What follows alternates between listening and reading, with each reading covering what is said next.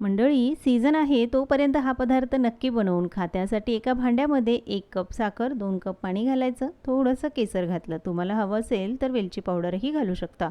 चांगली उकळी आली की गॅस बंद करायचा, थंड होऊ द्यायचं.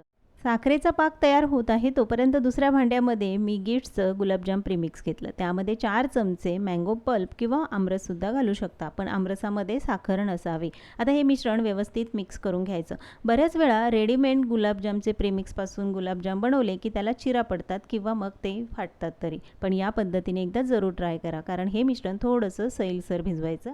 गुलाबजाम बनवताना फार मोठ्या आकारात बनवायचे नाही, कारण साखरेच्या पाकामध्ये घातले की ते फुलतात. म्हणून मी अगदी छोटे हे गोळे करून घेतले आणि तळून घ्यायचे. तळताना तेल फार कडकडीत गरम करायचं नाही.